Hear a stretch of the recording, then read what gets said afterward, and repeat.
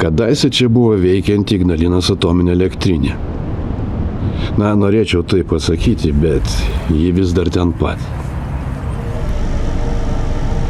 Tačiau ateis laikas, kai jos visai nebeliks. Kasdien čia dėl to dirbame, bet darbų dar galo nesimato. Kartais pagalvojame, kiek visą tai truks ar atlaikysim. Tai nurenkame, pjauname, nešame, dėliojame ar matuojame, valome nuo radiacijos. Aišku, nuovargis daro savo.